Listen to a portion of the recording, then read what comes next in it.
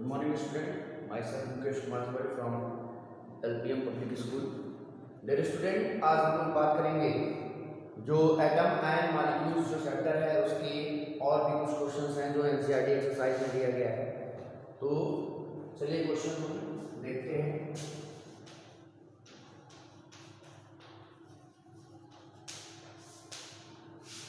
First question है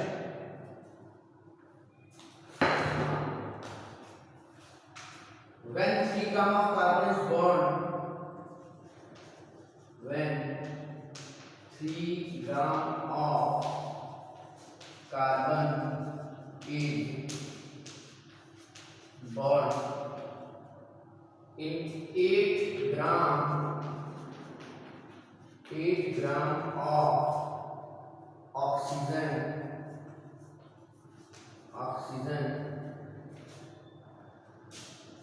11.00 gram of carbon dioxide is formed। कितना gram carbon dioxide बन रहा है? What mass of carbon dioxide? What mass of carbon dioxide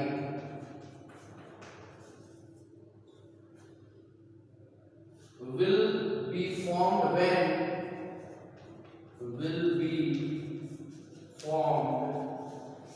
when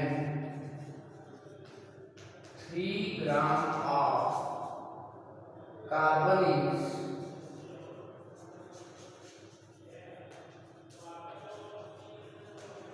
bond in 50 gram of oxygen 50 gram of oxygen। Which law of chemical combination will govern your answer? Which law of chemical combination govern your answer?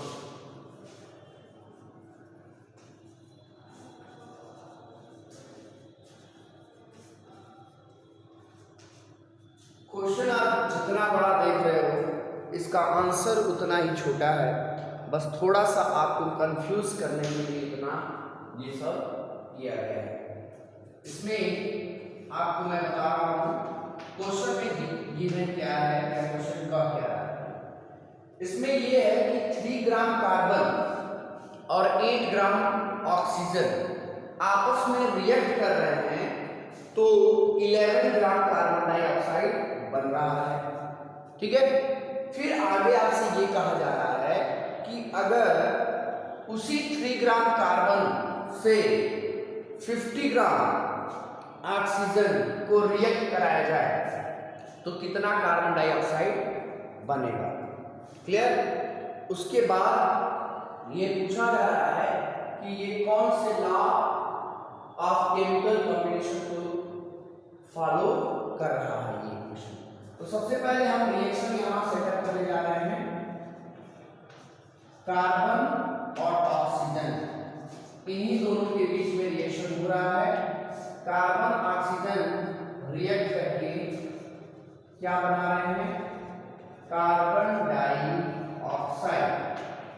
ठीक है ना? Carbon और oxygen react करके बना रहे हैं carbon dioxide. अब मैं दो केस लिख रहा हूं। फर्स्ट केस में ये है कि 3 ग्राम कार्बन है और 8 ग्राम ऑक्सीजन है। 3 ग्राम कार्बन और 8 ग्राम ऑक्सीजन आपस में रिएक्ट कर रहे हैं तो 11 ग्राम कार्बन डाइऑक्साइड बन रहा है। सेकेंड केस क्या है? सेकेंड केस में ये किया गया है कि 3 ग्राम कार्बन को 50 ग्राम ऑक्सीजन से रिएक्ट कराया जा रहा है। तो मान लीजिए यहाँ हुआ क्या है? 8 और 3 मिलकर 11 होगा, इन दोनों को ऐड किया गया है। तो ऐसे ही 3 ग्राम कार्बन और 50 ग्राम ऑक्सीजन अगर रिएक्ट करेंगे तो 53 ग्राम कार्बन डाइऑक्साइड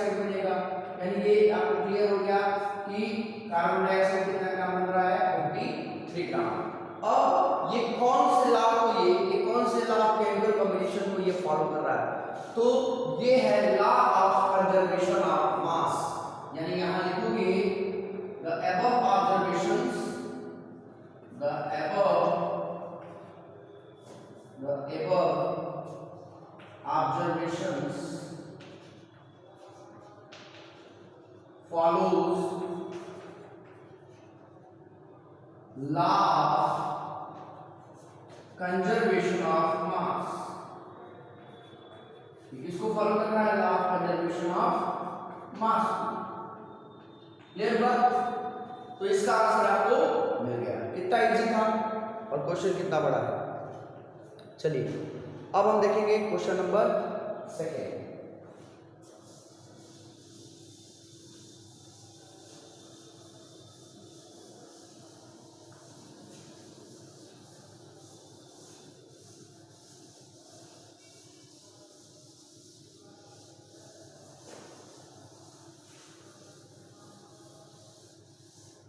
चलिए सेकंड नंबर क्वेश्चन क्या है।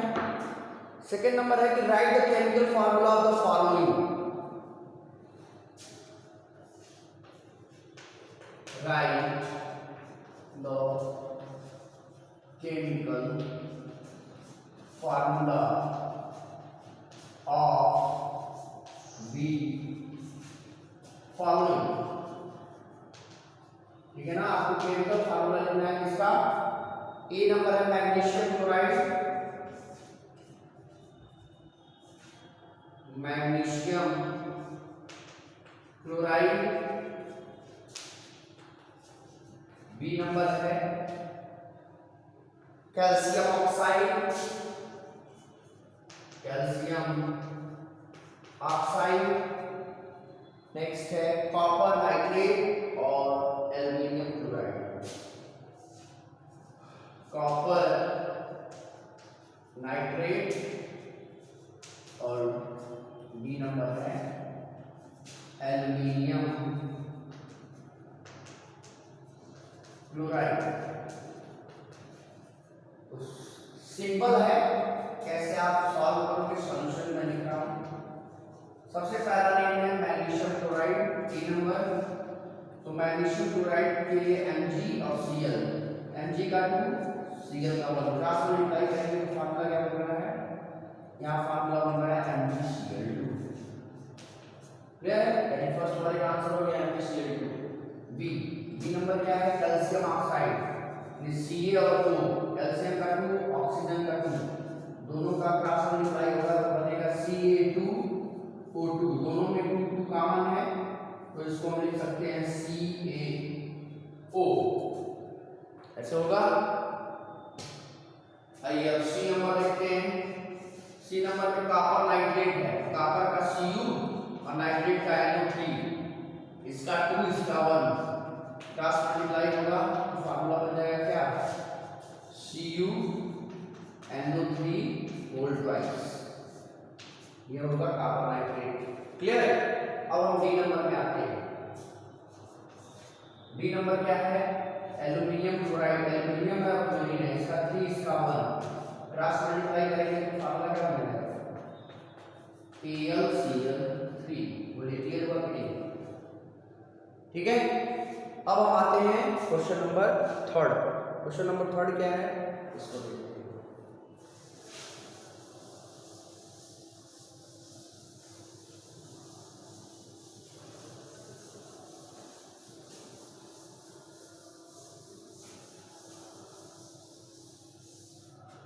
चलिए क्वेश्चन नंबर थर्ड में है what is the mass of, third number question है व्हाट इज द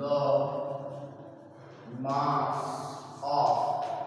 आपसे मास पूछा जा रहा है, फर्स्ट पहला नंबर है 1 mole of nitrogen atom, 1 mole of nitrogen atom. B number है 4 mole of aluminium atom, 4 mole of aluminium atom. और सी नंबर है 10 mole of sodium sulphide, 10 mole of sodium sulphide. Sodium sulphide का formula होता है Na2SO3। तो मैं इसको बताने जा रहा हूँ सॉल्यूशन में। सबसे फर्स्ट नंबर ए नंबर को देखते हैं। क्वेश्चन में क्या है, what is the mass of 1 mole of nitrogen atom. तो नाइट्रोजन एटम है, तो नाइट्रोजन का आप एटॉमिक मास जान रहे हो 14 होता है, यानी आप लिखोगे मास ऑफ, ऐसे mass of 1 mole of nitrogen atom is equal to 14 gram. बस ये इसका एक आंसर हो गया। चलिए बी पर आते हैं। बी में क्या पूछा गया है, 4 मोल ऑफ एल्युमिनियम एटम का मास बताना है।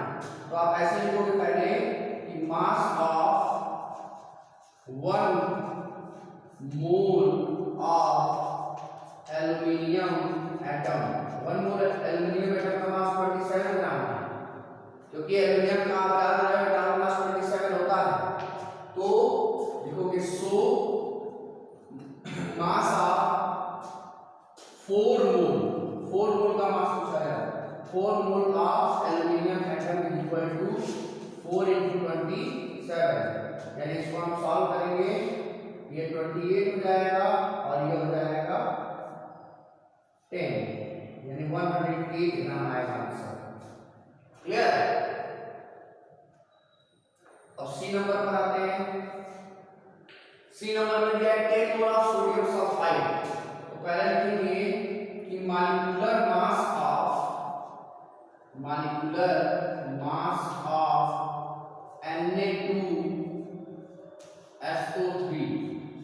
Na2SO3 का मॉलिक्यूलर मास कितना होगा, तो लिखेंगे 2 × 23 प्लस सल्फर का 32 प्लस 3 × 16, यानी ये हो जाएगा 46, ये हो जाएगा 32 और ये हो जाएगा 48।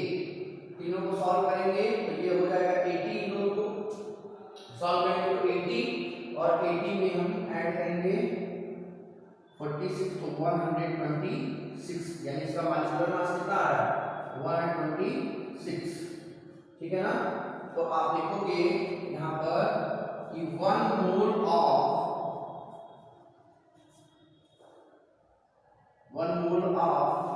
Na2SO3 ऐसे mass of 1 mole of Na2SO3 is equal to 126 gram. तो लिखेंगे so mass of 10 mole of Na2SO3 is equal to 10 × 126 is equal to 1260 gram. ये इसका आंसर हो जाएगा। क्लियर है, समझ में आया कि नहीं। इस तरह से हम इसको सॉल्व करेंगे। ठीक है। अब हम बात करेंगे नेक्स्ट क्वेश्चन पर। 4th नंबर क्वेश्चन क्या है, जल्दी से उसको भी देख लेते हैं, ये समझ में आ गया आपको।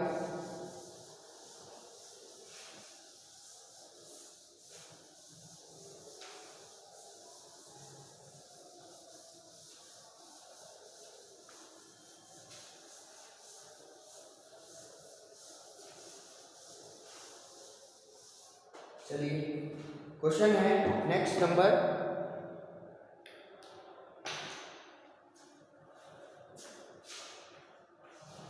यह है कन्वर्ट इनटू मोल। आपको मोल में कन्वर्ट करना है, कन्वर्ट इनटू मोल। किसको कन्वर्ट करना है, फर्स्ट 3 नंबर है दिया है यहाँ पर 12 gram of oxygen gas, 12 gram of oxygen gas. B number है, बी नंबर पे 20 gram of water, 20 gram of water.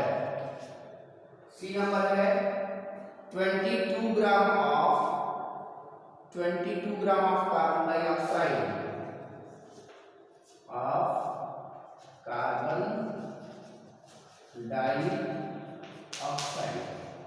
इसको सॉल्व करते हैं। सॉल्यूशन में फर्स्ट ए नंबर क्या है? ए नंबर दिया है ऑक्सीजन गैस दिया है। अगर एटम रहता तो केवल हम O कंसीडर करते, लेकिन गैस है तो गैस के लिए हम क्या कंसीडर करेंगे? गैस के लिए हम कंसीडर करेंगे यहाँ पर O2। क्लियर है ना?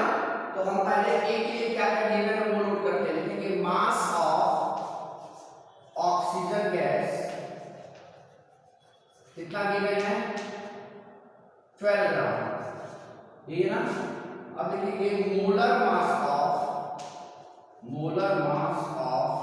ऑक्सीजन गैस को O2 से लिखते हैं, तो इसका मोलर मास हो जाएगा 2260 इक्वल टू 32U, ऐसे होगा।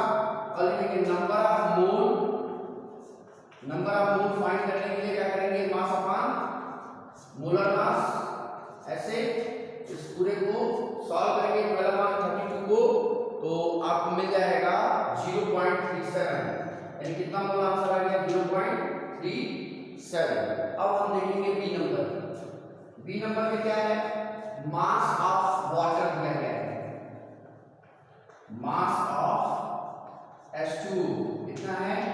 20 ग्राम। और लिखेंगे मोलर मास ऑफ H2, ये कितना होगा? 18U। और लिखेंगे number of mole is equal to 20/18। इसको सॉल्व करिएगा तो आएगा 1.11 मोल। ठीक है ना? अब हम आते हैं सी नंबर पर। सी नंबर क्या है? दिया है मास ऑफ CO2 यानी carbon dioxide 22 gram. Molar mass of CO2 कितना हो जाएगा? मोलर मास ऑफ CO2 ये है 44U। ठीक है? अब लिखेंगे number of mole is equal to 22/44। इसको सॉल्व करेंगे तो आएगा 0.5 मोल। तो इस तरीके से इसका हम आंसर लिखेंगे। क्लियर? और भी कुछ क्वेश्चंस हैं और अगले क्वेश्चन को हम अपने नेक्स्ट वीडियो में आपको बताएंगे। तब तक आप लोग इतना कंसीडर कर लीजिएगा। Thank you.